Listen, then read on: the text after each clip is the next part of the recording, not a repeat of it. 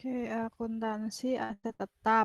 Di sini definisi dari aset tetap itu aset berwujud yang masa manfaatnya lebih dari 12 bulan. Jadi bedanya dengan aset yang lain, kalau aset lancar itu kan dia masa manfaatnya kurang dari 12 bulan atau 1 tahun gitu kan. Tapi kalau aset tetap ini masa manfaatnya itu lebih dari 12 bulan atau lebih dari 1 tahun yang digunakan atau dimaksudkan untuk digunakan dalam kegiatan pemerintah atau dimanfaatkan oleh masyarakat umum. Karena ini milik pemerintah, pastinya harusnya semuanya aset tetap yang dimiliki itu harus dimanfaatkan untuk kepentingan masyarakat umum. Kemudian kriteria yang harus dipenuhi agar suatu aset berwujud itu diakui sebagai aset tetap, jelas ini pasti wujud, jadi ada barangnya. Kemudian masa manfaatnya itu harus lebih dari 12 bulan, kemudian biaya perolehnya itu dapat diukur secara handal, tidak dimaksudkan untuk dijual dalam operasi normal entitas, jadi bukan kalau dimaksudkan untuk dijual berarti nanti masuknya di persediaan kan, tidak bisa dimasukkan sebagai aset tetap. Diperoleh atau dibangun dengan maksud untuk digunakan, jadi bukan untuk dijual itu tadi. Kemudian pengeluaran belanja barang yang tidak memenuhi kriteria aset tetap di atas akan diperlakukan sebagai persediaan atau aset lainnya. Jadi tadi kalau misalnya tidak dimaksudkan untuk dijual gitu kan, kalau aset tetap, kalau misalnya dimaksudkan untuk dijual itu berarti bisa saja termasuk dalam persediaan. Kemudian klasifikasi aset tetap menurut PSAP nomor 7 itu peralatan dan mesin, gedung dan bangunan. Ini kan mirip seperti kalau di perusahaan ya. Tanah, gedung dan bangunan, peralatan dan mesin. Tapi kalau di pemerintah ini ada jalan irigasi dan jaringan. Kemudian ada aset tetap lainnya dan ada konstruksi dalam pengerjaan ini. Kemudian untuk pengakuan dari aset tetap ini itu aset tetap, pengakuan aset tetap itu ditandai dengan telah diterimanya atau diserahkannya hak kepemilikan atas aset tetap atau pada saat penguasaannya berpindah. Jadi saat sudah diterima atau diserahkan itu berarti sudah bisa diakui sebagai aset yang dimiliki oleh pemerintah daerah atau pemerintah pusat. Jadi udah berpindah tangan di pemerintahan itu berarti sudah bisa diakui sebagai aset tetap mereka. Kemudian untuk pengukurannya itu aset tetap dinilai dengan biaya. Jadi biaya perolehan itu kas atau setara kas yang telah atau yang masih wajib dibayarkan atau nilai wajar imbalannya yang telah dan yang masih wajib diberikan untuk memperoleh suatu aset pada saat perolehan atau konstruksi sampai dengan aset tersebut dalam kondisi dan tempat yang siap untuk digunakan. Pokoknya semua yang dikeluarkan, uang yang dikeluarkan itu sampai akhirnya aset tersebut siap untuk digunakan itu masuk dalam biaya perolehan. Tapi kalau misalnya tidak mungkin untuk menggunakan biaya perolehan, maka bisa digunakan nilai wajar pada saat perolehan. Di sini misalnya kalau kita dapat asetnya misal dari hibah kayak gitu. Kalau hibah itu kan berarti nggak ada harga perolehannya kan karena kita beli. Jadi nanti diukurnya menggunakan nilai wajar dari aset tersebut itu berapa, nah itu nanti yang akan dimasukkan sebagai nilai aset tetap yang ada di laporan keuangan pemerintah daerah atau pusat. Ini nilai wajar adalah nilai tukar aset atau penyelesaian kewajiban antar pihak yang memahami dan berkeinginan untuk melakukan transaksi wajar. Pasti kalian juga tahu kan maksudnya dari biaya perolehan dan nilai wajar. Jadi sebenarnya sama, mirip sama kalau kita di perusahaan gitu. Jadi ini contohnya itu dicontohkan 8 Juli itu dilakukan pembelian 10 unit AC, harganya 3 juta per unit. Kemudian dari pembelian itu ada biaya pengiriman dan pemasangannya itu 500.000. Kemudian dari pengadaan AC tersebut ada honor panitia pengadaan sebesar 300.000. Kemudian ada honor pemeriksaan barang itu sebesar 200.000. Kemudian dari transaksi tersebut, jadi bisa diketahui bahwa biaya perolehan dari 10 AC tersebut itu 31 juta.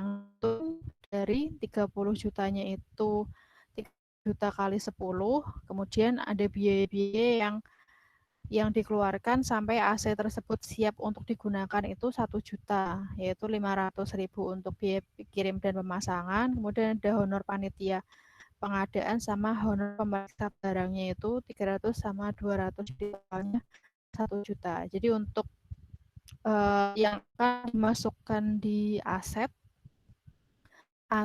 di laporan keuangan, terus aset di sini kan berarti peralatan dan mesin ya AC ini senilai 31 juta ini. Karena pokoknya apa-apa yang kita keluarkan sampai barang tersebut siap untuk digunakan.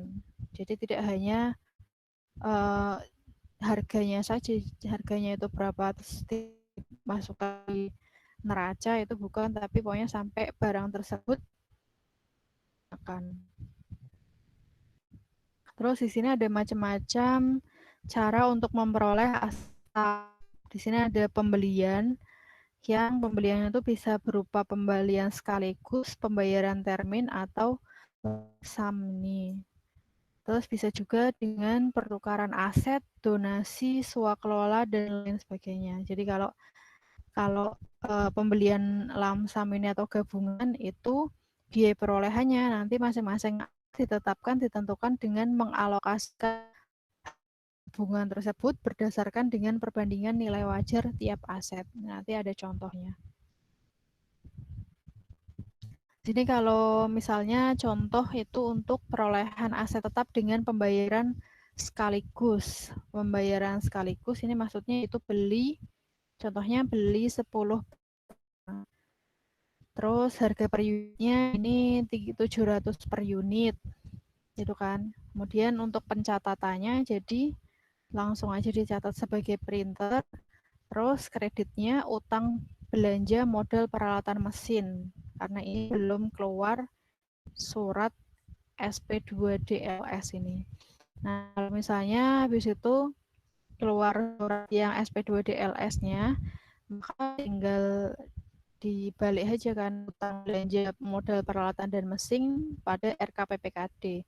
Kemudian karena sudah ada arus kas uang yang keluar, arus kas keluar itu, maka dibuat jurnal untuk mencatat di LRA. Maka belanja modal pengadaan printer pada perubahan SAL atau estimasi perubahan SAL gitu. Tapi kalau misalnya diasumsikan itu tidak utang dulu, itu ya bisa langsung printer pada ini RK PPKD ini. Terus kalau misalnya menggunakan termin itu kalau kalian ingat dulu kalau ada kata-kata termin itu misalnya akuntansi dasar itu berarti kita pembayarannya itu nyicil gitu kan. Jadi masih hutang, bukan yang langsung dibayar sekaligus kayak gitu. Jadi nyicil. Nah, di sini ada SP2 SKPD membayar uang muka kerja sebesar 25 juta untuk pembangunan garasi atau pool, kemudian tanggal 1 Septembernya itu membayar termin pertama, cicilan pertama gitu, 50 juta dengan tingkat penyelesaiannya 75%. Kemudian 1 Novembernya itu pembayaran termin kedua 20 juta sekaligus pelunasan yang disertai dengan dokumen serah terima.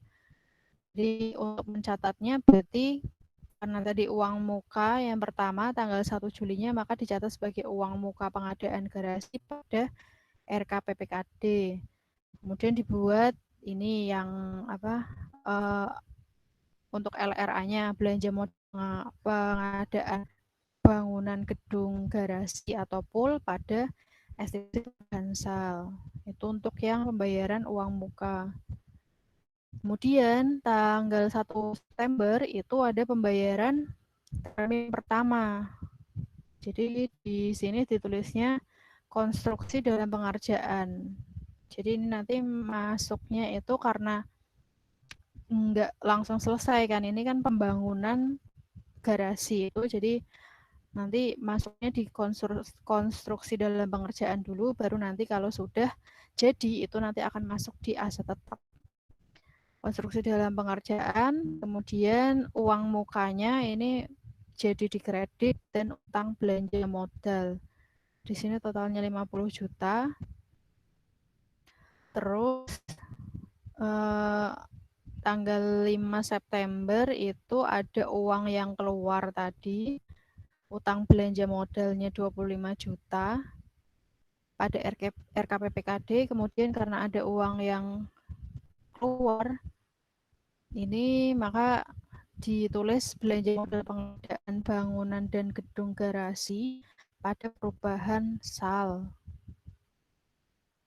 Kemudian tanggal 1 November itu kita bayar lagi. Di sini tulisannya 45 juta. Konstruksi dan pengadaan ada utang belanja modal.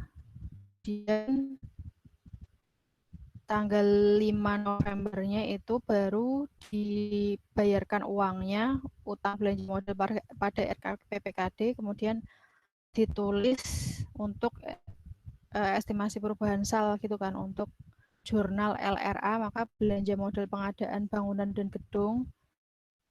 gedung atau pool ada perubahan SAL. Kemudian saat sudah jadi semua, totalnya itu kan 95 juta, dari yang pertama 25 juta, kemudian 50 juta dan 20 juta, totalnya 95 juta, maka pada saat sudah jadi itu yang konstruksi dalam pengerjaan tadi itu direklasifikasi menjadi gedung garasi atau pool. Maka di sini gedung garasi dan poolnya itu ada di sisi debit, kemudian yang konstruksi dalam pengerjaan tadi. Karena tadi kan kita mencatatnya karena belum jadi, dicatatnya sebagai konstruksi dalam pengerjaan. Setelah semuanya jadi itu direklasifikasi menjadi bangunan gedung garasi atau pool tadi. Itu untuk yang termin. Kemudian bisa juga memperoleh aset tetap dengan cara swakelola. Di sini contohnya itu SKPD PU, pekerjaan umum, membangun tempat parkir secara swakelola, biaya tukangnya 10 juta, biaya bahan bangunan 25 juta, terus biaya penunjang seperti listrik dan sewa peralatan 5 juta. Jadi swakelola itu ya dibangunin gitu. Dibangunin terus habis itu dijumlah untuk memperoleh harga perolehan parkirnya itu berapa, ini jumlah jadinya 40 juta. Jadi ini membangun dinas ininya, PU atau SKPD PU-nya itu membangun gedung parkir. Kalau yang tadi itu kan berarti, kalau ini itu kan pembayaran termin itu lebih ke kita menyewa kontraktor gitu ya. Jadi ada biaya-biaya yang harus kita keluarkan yang itu dibayarkan berdasarkan termin-terminnya dan tingkat penyelesaiannya. Tapi kalau yang perolehan aset tetap dengan cara swakelola itu berarti kita yang dinasnya itu yang membangun tempatnya itu sendiri, dan di bangunan itu apa saja biaya yang dikeluarkan untuk sampai bangunan itu terbentuk itu dijumlah semua sampai akhirnya ketemu harga perolehan dari gedung berapa. Ada juga ini apa perolehan aset tetap secara gabungan. Jadi kalau gabungan itu kan kalau misalnya beli tanah serta gedungnya. Jadi di sini ada tanah seluas 500 meter persegi, terus di atasnya sudah ada gedung 2 tingkat yang harga perolehannya itu 3.200.000.000 ini kan. Nah, kalau ini kan sudah komplit antara gedung dan bangunan beserta tanahnya. Nah, padahal kalau kita membuat ini menyajikan aset itu kan nggak bisa digabung, jadi sendiri-sendiri tanahnya nilainya berapa, kemudian gedungnya nilai berapa. Maka kita harus kita pisah tanah berapa, gedung berapa. Nah, cara memisahnya itu kita menggunakan nilai wajar atau nilai pasar dari masing-masing aset tersebut. Di sini misalnya nilai wajar atau nilai pasar tanah daerah tersebut itu 1.800.000 meter persegi. Kemudian kalau gedung yang setipe dengan yang itu nilai wajarnya 2.700.000.000. Nah, maka kalau disesuaikan dengan tanah dan gedung yang kita punyai, maka kita dapat menghitungnya dengan cara mengalokasikan. Jadi di sini untuk menghitung tanah berarti tinggal 500 meter persegi dikali 1.800.000 ini harga wajarnya, kemudian bagi 500 meter persegi kali harga wajar ditambah sama harga wajar dari tanahnya itu dikali total biaya yang kita keluarkan, biaya perolehannya itu. Maka tanahnya itu nilainya 800 juta. Kemudian ini sebenarnya bisa langsung dihitung dari 3.200.000.000 dikurangi 800 juta, tapi bisa juga kalau dihitung berarti tinggal 2.700.000.000 ini dari nilai wajar gedung yang kemudian pembaginya masih sama, yang tanah sama bangunan dikali harga perolehannya, maka diperoleh untuk gedungnya itu nilainya 2.400.000.000. Jadi kalau kita memperoleh aset tetap itu secara gabungan, maka harus dialokasikan masing-masing aset tersebut harganya berapa gitu. Karena dalam penyajian aset itu sendiri-sendiri antara tanah bukan gabungan. Nah, kemudian untuk mencatatnya, untuk aset tetap yang secara gabungan itu dicatatnya itu dari pertama mendebit tanahnya, kemudian gedung dan bangunan dengan nilai masing-masing, kemudian di sini kreditnya utang belanja modal tanah dan utang belanja modal gedung dan bangunan. Baru setelah diterbitkan SP2 DLS itu maka utang belanja modal tanah dan gedung dan bangunan itu didebit, kreditnya RK PPKD. Baru kalau memang sudah ada arus kas yang keluar, maka kita membuat jurnal untuk LRA, belanja modal pengadaan tanah dan bangunan, belanja modal pengadaan bangunan gedung kantor pada estimasi perubahan SAL. Nah, kalau kita asetnya berdasarkan bukan aset, maka biasanya sudah diketahui nilai harga perolehan dari gedung tersebut berapa, akumulasi depresiasinya berapa, kemudian nilai wajar gedung yang diserahkan dan nilai tanah yang dimiliki, yang mau ini ya nilai tanah yang akan kita dapatkan ini, yang hasil pertukarannya ini berapa.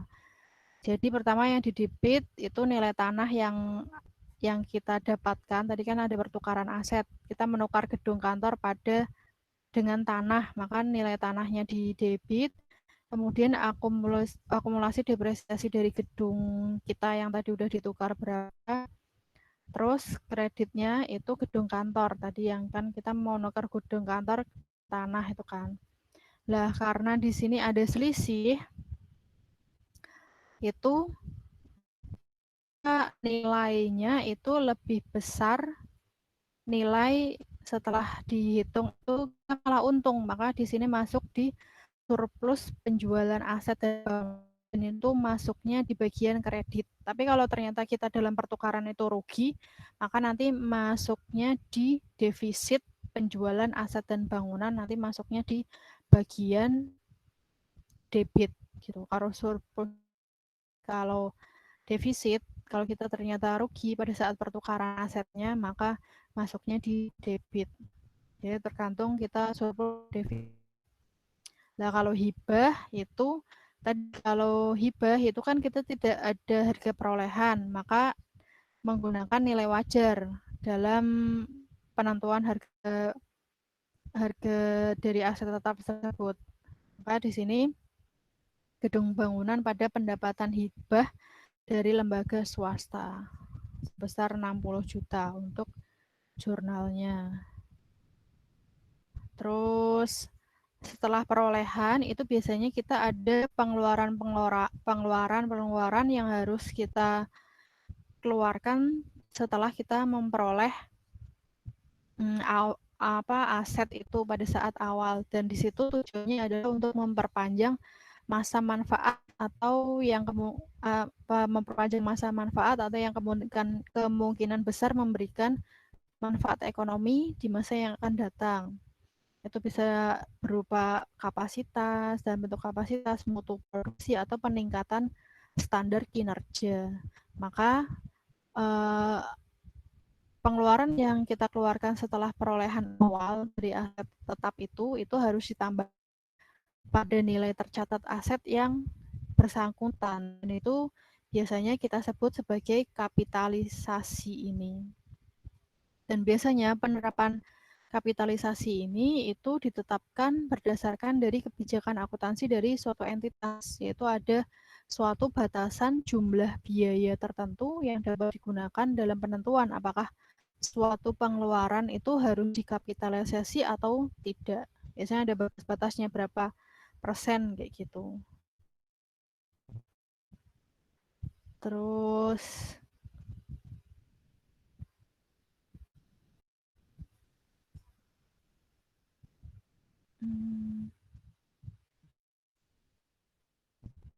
nah, di sini contohnya itu Dinas Pendidikan itu melakukan renovasi. Jadi kapitalisasi aset itu contohnya bisa juga kalau misalnya merenovasi gedung kayak gitu, yang akhirnya menambah masa manfaat gedung tersebut. Yang tadinya misalnya gedungnya itu cuma 10 tahun masa manfaatnya, maka naik jadi 15 tahun karena adanya renovasi ini. Dan dari kegiatan renovasi tersebut itu menghabiskan biaya 50 juta dengan mekanisme pembayarannya LS atau langsung. Terus batasan kapitalisasi dalam kebijakan akuntansi pemerintah Kota Berkah ini ternyata 10% dari nilai perolehan gedung. Dan nilai historisnya itu 300 juta. Maka kan kalau bisa dikatakan ini itu termasuk kapitalisasi itu kalau paling tidak itu biaya yang dikeluarkan itu sebesar 30 juta. Sedangkan ini renovasinya itu menghabiskan biaya 50 juta, maka sudah termasuk bisa memenuhi syarat dari batasan kapitalisasi ini. Maka bisa masuk di kapitalisasi. Jurnalnya itu karena tadi itu kapitalisasi itu menambah biaya perolehan, maka di sini debitnya bangunan gedung kantor, kredit itu. Terus habis itu jurnal lagi untuk LRA-nya belanja modal pengadaan bangunan gedung kantor pada perubahan SAL ini. Kemudian ada juga penghentian dan pelepasan aset. Jadi penghentian dan pelepasan itu ada macam-macam.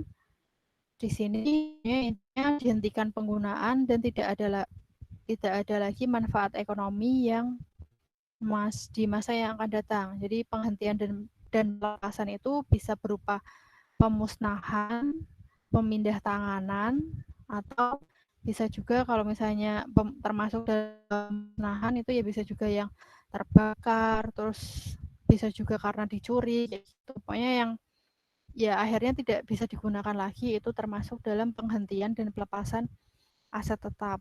Dijual kayak gitu, itu kan termasuk dalam pemindah tanganan juga kan. Maka untuk transaksi penghentian dan pelepasan itu biasanya bisa dicatat setelah keluar surat keputusan kepala daerah tentang penghapusan barang milik daerah ini.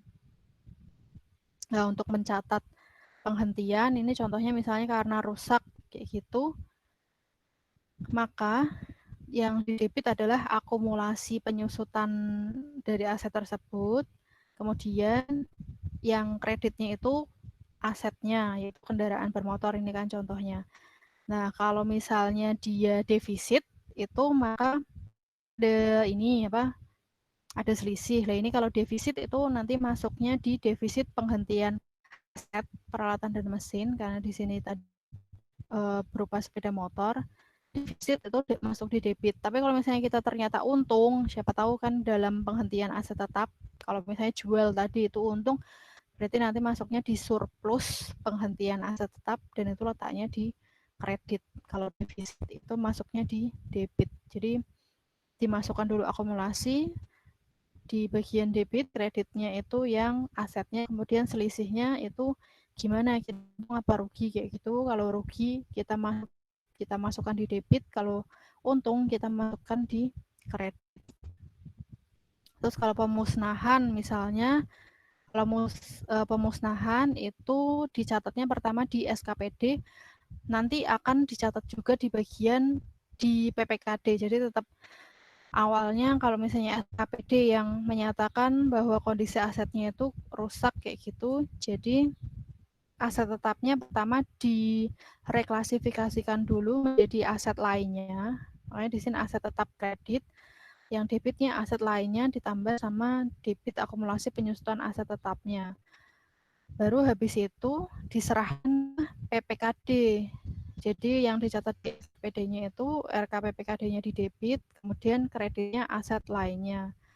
Terus ini kalau catat di SKPD, kalau dicatat di PPKD-nya berarti dibalikkan. Aset lainnya itu jadi masuk di pihak PPKD-nya itu.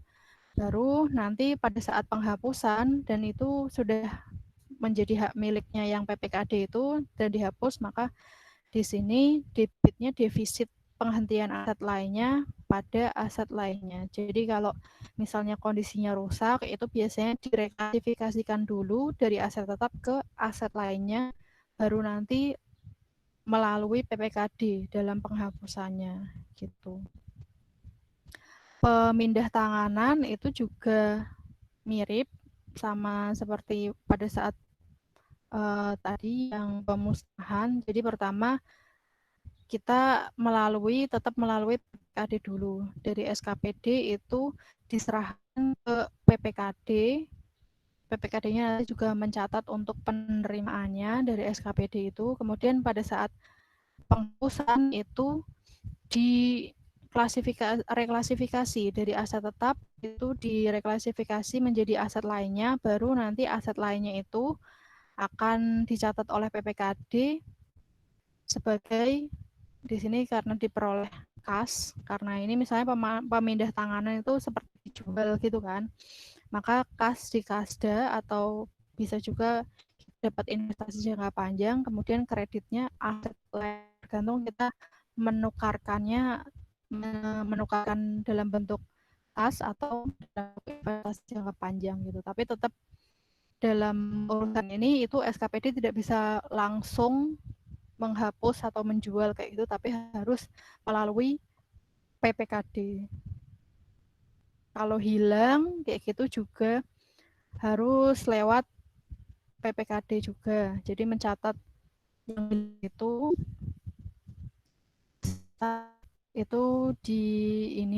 dicatat SKPD itu sebagai akumulasi gitu kan. Terus defisit penghentian aset lainnya, kemudian aset tetap.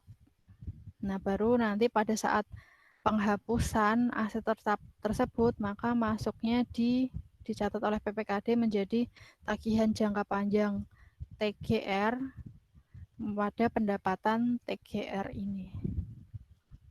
Jadi tetap ada koneksi antara SKPD dengan PPKD tersebut.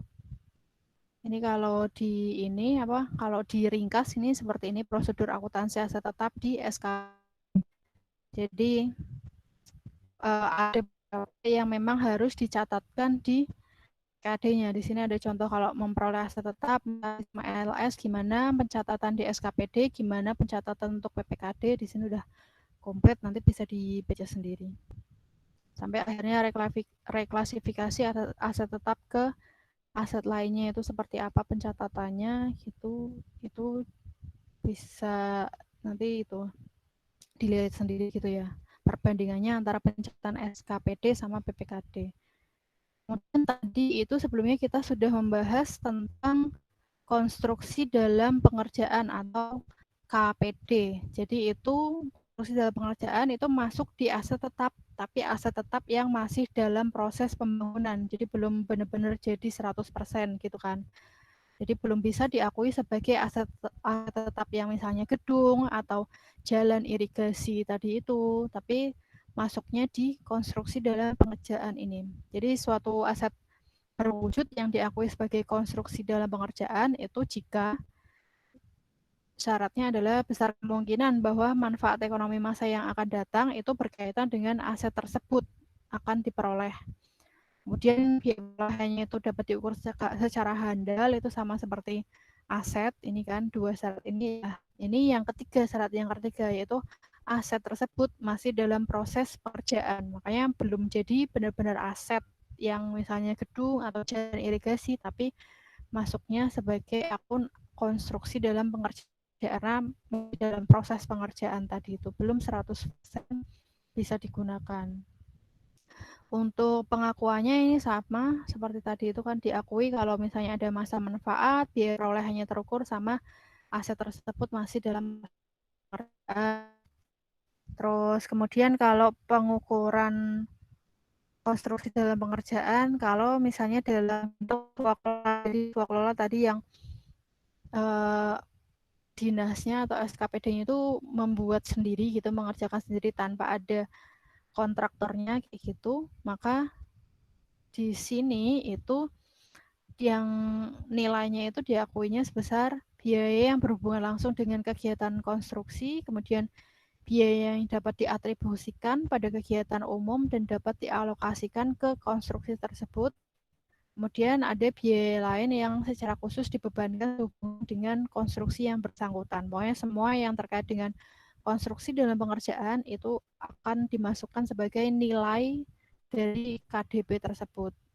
Pokoknya semua yang berhubungan dengan KDP yang lagi dikerjakan itu. Tapi bisa juga kalau yang dikerjakan oleh kontraktor, maka nilai dari konstruksi dalam pengerjaannya itu bisa berupa termin yang telah dibayarkan hubungan dengan tingkat penyelesaian pekerjaannya, kemudian berapa kewajiban yang masih harus dibayarkan, itu yang berhubungan dengan pekerjaan yang telah diterima tetapi belum dibayar pada tanggal pelaporan. Jadi kita sudah selesai lebih, tadinya 50%, setelah dikerjakan sudah selesai 75%, tapi kita belum bayar yang kelebihan 25%-nya itu, maka di situ juga tetap harus diperhitungkan juga kan. Kemudian pembayaran klaim pada kontraktor atau pihak ketiga sehubungan dengan pelaksanaan konstruksi tersebut juga tetap masuk dalam nilai konstruksi tersebut. Nah, ini ada contohnya. Di sini kalau misalnya SKPD ABC membangun pasar, rencananya itu selesai dalam 1 tahun. Terus nilai kontrak bangunan pasarnya itu 5 miliar. Nah, pada bulan September itu ternyata terjadi bencana alam yang mengakibatkan pembangunan terhenti untuk beberapa saat. Kemudian jadi gedung pasarnya itu tidak dapat selesai pada akhir tahun 2015. Maka pada tanggal 24 Desember itu pada akhir tahunnya itu panitia pemeriksa barang itu diminta untuk melakukan pemeriksaan fisik atas kemajuan pekerjaan. Ternyata setelah diperiksa itu telah selesai 8%. Maka tanggal 27 Desembernya PPKD-nya membayarkan kontraktor secara langsung sebesar 4 miliar karena tadi selesainya 80% itu kan. Maka jurnalnya itu untuk mencatat konstruksi dalam pengerjaan itu debitnya konstruksi dalam pengerjaan gedung pasar 4 miliar pada hutang belanja modal gedung dan bangunan. Ini pada saat setelah diketahui itu kan. Kemudian pada saat dibayarkan, maka utang belanja modal gedung dan bangunan pada RKPPKD, kemudian dibuat neraca jurnal LRA-nya itu belanja modal gedung dan bangunan pada perubahan SAL ini. Jadi karena akhir periode ini maka harus dicatatkan konstruksi dalam pengerjaannya itu. Kemudian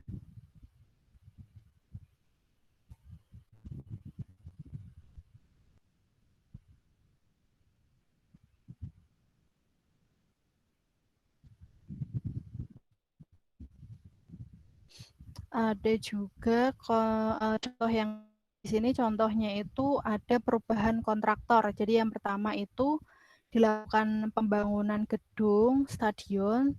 Tahap pertama itu menggunakan kontraktor A, nilainya 5 miliar. Terus kemudian setelah jadi berapa persen kayak gitu, tahap keduanya ganti kontraktor, jadi kontraktor B kayak gitu. Terus nilai kontraknya itu sebesar 10 miliar. Kemudian dibayar juga kan pada saat pada tanggal 20 Desember 2016. Nah, kemudian untuk mencatatnya itu berarti dilakukan pencatatan pada tanggal 10 November 2015 dulu. Ini kan tanggal pada saat kita menggunakan kontraktor yang pertama gitu kan, maka pekerjaan pada RKPPKD.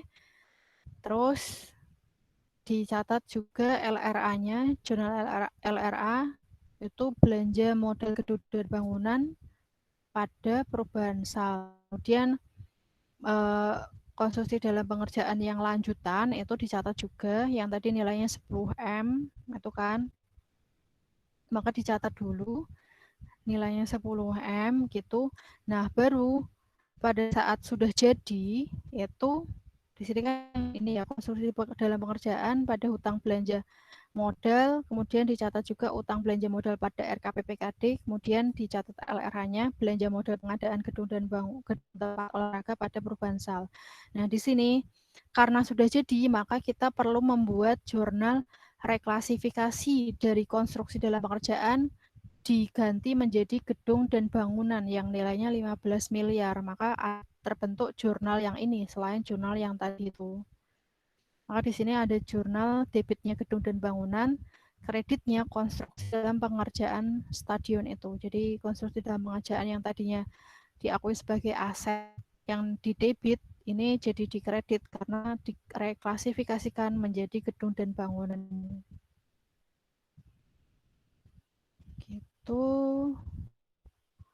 Terus ini ada contoh lagi kalau ini mirip sih sebenarnya seperti tadi, tapi di sini multi year, jadi pembangunannya itu lebih dari 2 tahun gitu kan. Selama 2 tahun ini ada masih tetap kontraktor yang sama, tapi ternyata lebih lama kayak gitu. Jadi tetap di jurnal setiap kita membayar kayak gitu, kalau misalnya ada uang muka atau pembayaran termin kayak gitu dicatat, nanti pokoknya pada akhirnya itu total berapa yang dana yang kita keluarkan untuk pembangunan stadionnya itu direklasifikasikan pokoknya dari yang gedung dan bangun, dari konstruksi dalam pengerjaan menjadi gedung dan bangunan ini. Ini kalau yang atasnya masih tetap sama.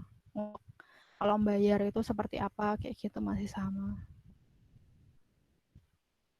Terus apa-apa saja yang diungkapkan yang terkait dengan aset tetap itu semuanya harus diungkapkan di CLK. Jadi misalnya ini ada aset tetap sejumlah 500 juta, yaitu 500 juta itu terdiri dari apa saja, peralatan dan mesin, konstruksi dan pekerjaan, pokoknya di list semua dan itu disajikannya 2 tahun, tahun ini dan tahun sebelumnya. Jadi T sama T-1. Kemudian kalau peralatan dan mesin di sini ada 350 itu terdiri dari apa saja, itu tetap harus dicantumkan apa-apa saja kayak gitu. Kemudian kalau misalnya ada penambahan kayak gitu apa-apa saja yang ditambah kayak itu, misalnya nambah mobil kayak gitu lah, itu nilainya itu berapa kayak gitu. Terus jual kayak itu juga tetap harus diungkapkan di catatan atas laporan keuangan. Itu kalau misalnya ada konstruksi dalam pengerjaan kayak gitu, misalnya ada kita tingkat penyelesaiannya berapa persen kayak itu juga harus tetap diungkapkan di CALK itu. Itu pokoknya semuanya yang terkait dengan aset tetap itu perlu diungkapkan dalam catatan atas laporan keuangan. Jadi kalau misalnya di neracanya itu pasti ya hanya atap, kemudian asetnya apa-apa saja kayak gitu kan. Tapi tidak bisa didetailkan kalau di neraca. Jadi untuk detailnya itu nanti masuk catatan atas laporan keuangan itu, dan harus benar-benar detail karena ini kan terkait dengan pemerintah, itu kan dananya milik masyarakat ya. Jadi itu masyarakat itu berhak untuk tahu aset dari yang dimiliki dari Pemda tersebut, pemerintah daerah tersebut itu berapa kayak gitu. Tetap kita berhak untuk tahu tuh. Oke, sampai sini ada pertanyaan? Belum, Bu. Oke.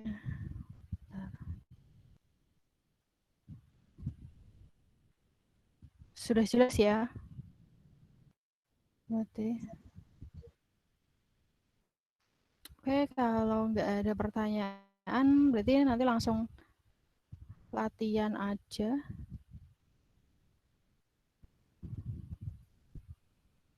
Latihan aja itu di buku yang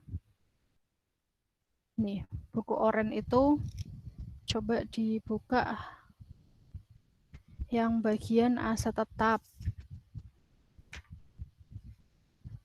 Akuntansi aset tetap halaman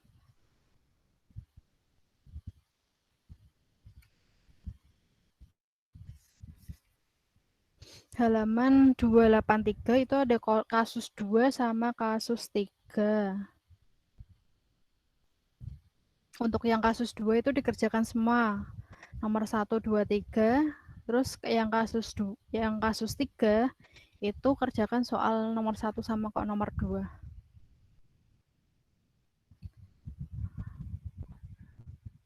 Nanti saya buatkan postingannya di ini ya, di upload maksimal nanti malam ya, seperti biasa. Nanti saya tuliskan soalnya itu. Sekalian saya upload yang PPT-nya tadi itu yang saya jelaskan. Oke, ada pertanyaan lagi? Izin bertanya, Bu. Nanti malam jam berapa ya, Bu, di-upload ya? Nanti malam biasa jam 12.